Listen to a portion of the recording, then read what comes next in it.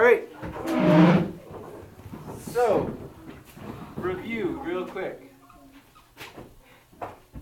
So far we've got our definition of an exponent, which said x to the n equals x, oops, that's not an x, equals x times x times x n times dot, dot, dot, right? And then we've got our first theorem,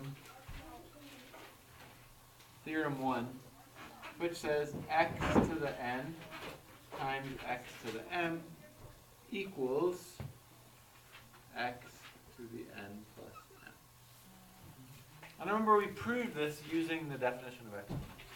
Now what we're going to prove is a second theorem. So we'll just call this theorem 2 for now. And theorem 2 says this: x to the n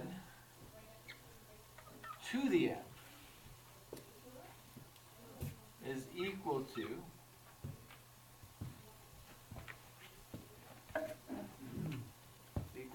x to the n m, which means n times m. Yeah. So, how would we prove this? Remember our process for proofs, we're going to start with one side. Let's start with this side. X to the n to the m. What could we say this is equal to?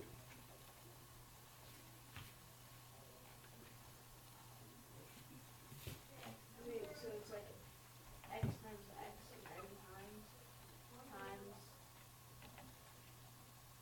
Okay, so we could say x times x N times n times. n times, And then in that in parentheses. And And then then another one of those. right, And then the whole thing. another one of those, and then the whole thing m times. Ooh, this is interesting.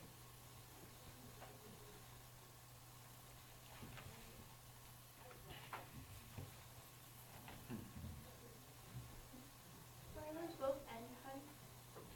Yeah, because it's what they're saying is we have x to the n in the parentheses, right? So anything in the parentheses is n times. It's x times x. I should have put a dot. Why do you have two of them? And then we have two of them because we do that m times. We multiply those together, a total of m times. Why do you do it? So you can do it as many times as you need to. Well, you have to do it m. You have to do this m times. And you have to do this n times. Oh, Because that's what this says. So you mean you do like n times equals parentheses. So that's how many times the x They're equals. in the parentheses. Yeah. Yeah. So it'll be And then n times is how many parentheses there are. Right. like So how many do I have now? M times. So you have n times n times m, Okay. right? Yeah, we would. I don't know if it's like 100% straightforward why we would have that. Well, should we do some should we substitute like x and Okay. So sort of like a proof by example. How do we know this? How do we know this? If we're going to do like a 3-column proof, we would call this what property? The distributive? no. Wait, what was that? What is this? It's actually not a property. It starts with D. It's on the board. definition. The definition of. Here on the This is the definition of exponents. Oh, wow. The definition of exponents says that if I have something to the m power, I have that something times itself m times. Technically, we use the definition of exponents twice, because it also says if I have something to the n power,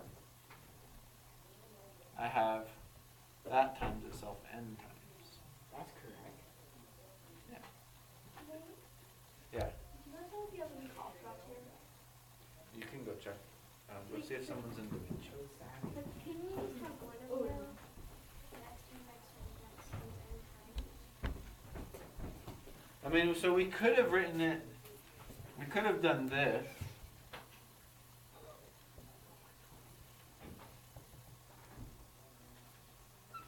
N times, right? To the M. We could have done it like that.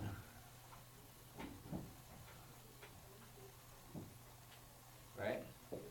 Or we could have done it like x to the n times x to the n times x to the n m. We could have done either one of those.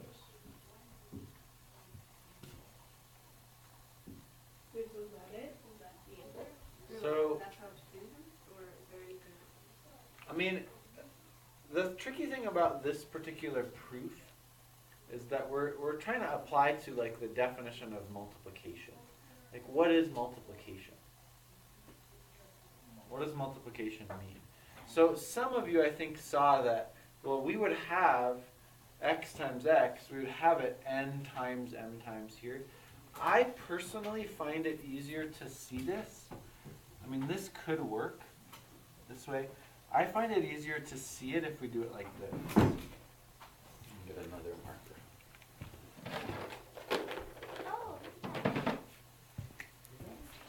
it's like snail. X times, Sleep. It's S12. No, I think we could rename it snail. Yeah, X-Men. alright, so I find it a little easier to prove this way. So if I have x to the n m times, then I think about my first theorem, right? So this is the definition of exponents. The first theorem says that this would equal, oops, I keep doing that today, x to the n plus n plus n. Do you guys see what I'm doing? I'm using this theorem. So it's n plus n plus n, and there's going to be m of those.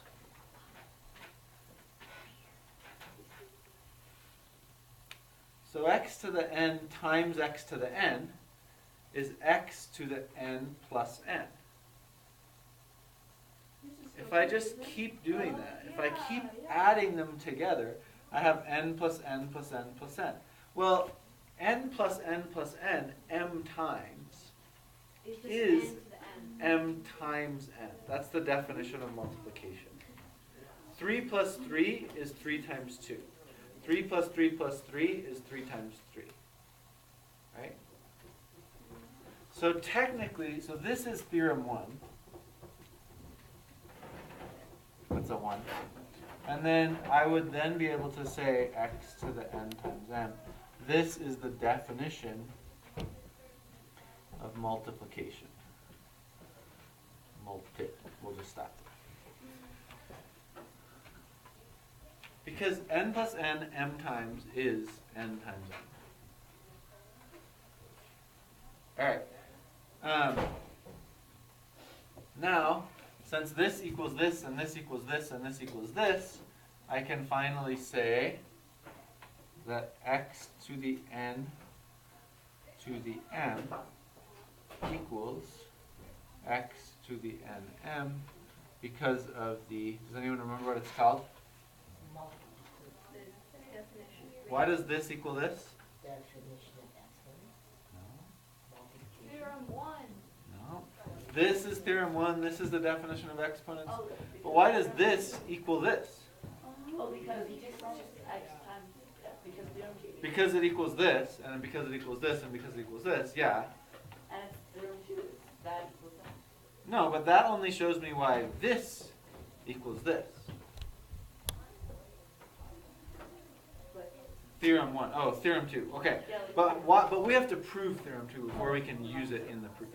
If we used a proof of something in its own proof, we wouldn't really have proved it. I'm confused now. How come we know? Like, if I said this, 1 plus 1 equals 2. And then I said, well, 2 equals 3 minus 1. And then I said, well, that equals 3 is actually 2 plus 1 minus 1. What? How come I could say 1 plus 1 equals 2 plus 1 minus 1? How do I know that that's equal to that? Because you do it and it equals the same thing. Because if you didn't. But I didn't do it. I didn't do it. In a proof, we have to be very literal. I didn't find out that they both equal 2. Well, you just like, you know that. Here's another way. Here's another way of thinking about this. Okay? If alpha equals beta, right? And then someone says, well, beta equals pi. Couldn't I say alpha equals pi? Why? Because beta equals pi and alpha and beta equal each other. What is that called? Does anyone remember? That's the same thing we're doing here. We're saying this equals this, and if this equals this, this also equals this, and this also equals this, so this is equal to this. This is called the transitive property. Oh yeah, I remember now. Now you remember. Good. Transitive property of equality.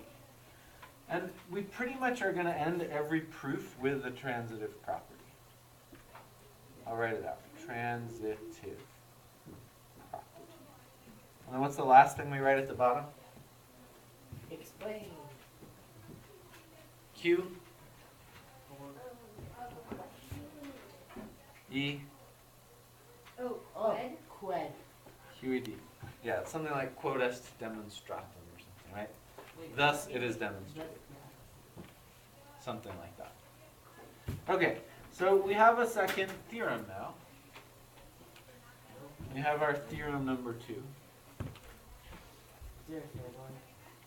Oh, there's like a million. What? We are just getting started. Wait, are we gonna do theorem? Oh, okay. Should we start a theorems page in our book? Just for, we're only going to do theorems for the exponent. Okay. All right, so next theorem. We'll call this theorem 3. We're going to do 2 more today. Theorem 3 says something like this. If I have x, y to the n power, that is the same thing as x to the n, y to the n. Oh, because it's n's distributed. Okay, it's like a distributive property. Like if we come back and name these, which we actually will eventually, we might call this one like the distributive property of exponents over multiplication or something. But so it looks like distributive property, but it's really important that it's totally different, right? Theorems, this is not true, not equal. This is not the case, but this is the case. Do you see the difference? Yeah. What's the difference? When there's two variables next to each other, it's with x, it's times, and then Yeah. pluses. So this is when they're being multiplied, right? Exponents distribute over the multiplication, not over the addition. There's not really anything I could do with that second problem. Okay, so how can we prove this? Let me actually guide you through this proof, because I think it might be helpful. I haven't guided you through a proof yet. So I'm usually going to start, what I've noticed, I usually start in these with the definition of something. Like, what is the definition of this exponent? Well, the definition of exponents is this. xy times xy times xy n times. This is the definition of exponents. I'm going to write up here now. So next step is, Explain. I want to get here. And I notice that the x and the y are kind of separated. Well, there's a property that lets me rearrange multiplication. Commutative. It's called the commutative property. So I'm going to say this. X times x times x dot dot dot times y times y times y. Now how many x's would I have? N X's. I would have n of them, because I had n of them here. I just had n xy's. So I have n of these, And N of those. and I have n of these. And I know this because of the commutative property. The commutative property says I can take my x's and my y's and just rearrange them. And that's all I did. It looks a little funny because of like the dot dot dot. But if you think about like in reality, all I really have, I mean in reality I have a limited number of these. So I have something like x times y times x times y times x times y. Right? If n were 3, this would be the case. And so then I could just take all the x's and put them together. And all the y's and put them together. And this doesn't really look weird, at least not to me. This looks more like the commutative property. So there's always a finite, I mean there's always a number of these, right? And there's always a place where they end. The dot dot dot just represents, I don't know exactly how many I have. There could be 3,000 x's, right? And I don't want to write them all out. Okay, well now I know, where are my equals? That this right here is equal to x to the n. How do I know that? Well, that's the definition of exponents.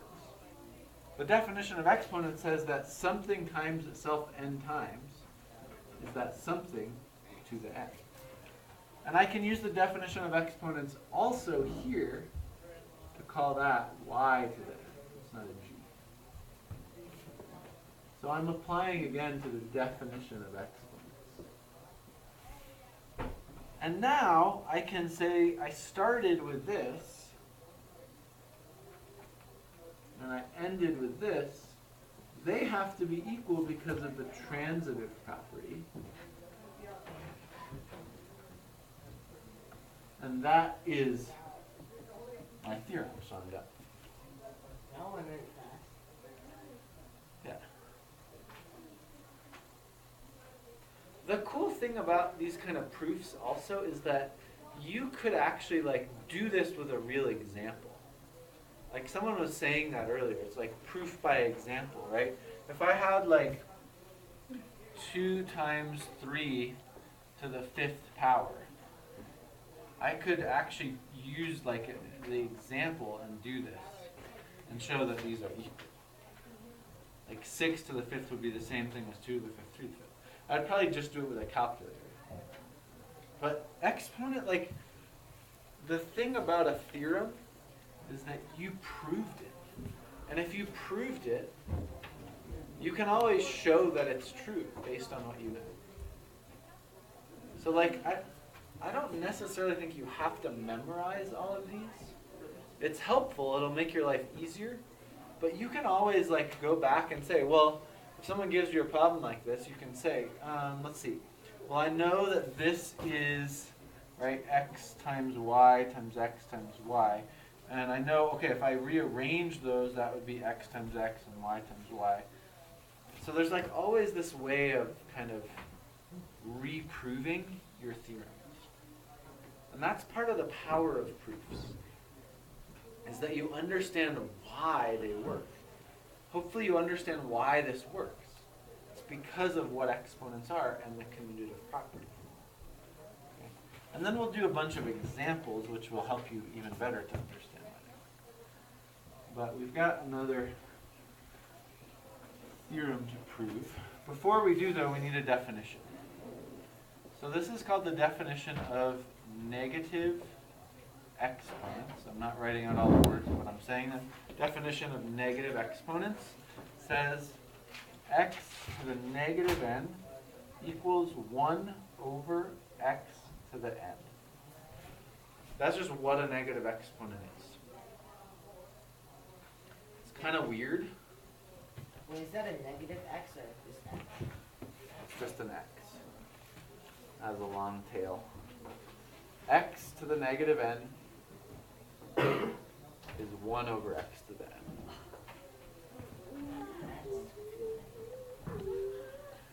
So,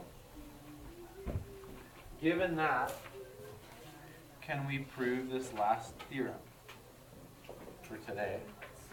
X to the m over x to the n equals x to the m minus n.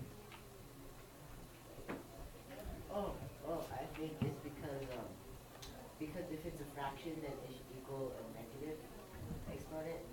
Okay. So maybe that, like, because that's a fraction, those two, it should equal a negative. Okay. I don't know So what you're saying. here's what I think you're saying in terms of our theorems and definitions. You're saying this should equal x to the m times x to the negative n. Is that kind of what you're saying? Because makes that's the sense. definition of a negative, right? Technically, we're skipping a couple steps to do this. Technically, what I should do first is I should say x to the m over x to the n is equal to x to the m times 1 over x to the n. That should really be my first step.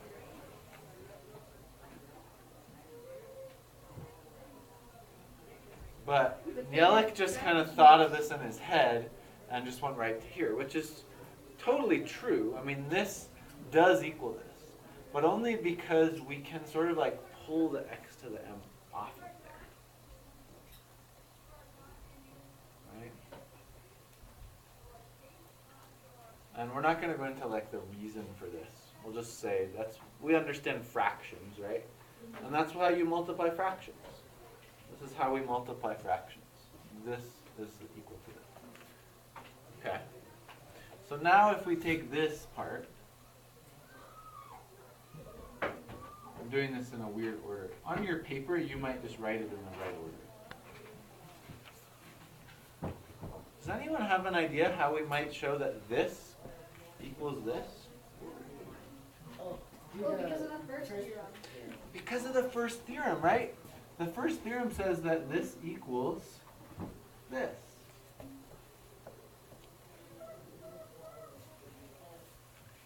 And then the definition of subtraction says that this equals this.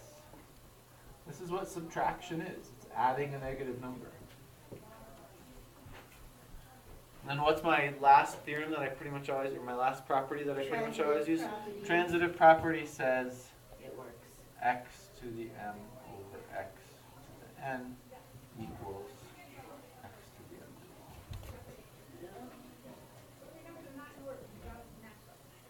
m. QED. And that's how I showed that it was true. Okay. So we've got a whole bunch of new theorems. Now you're going to just put them into practice and use them. All right?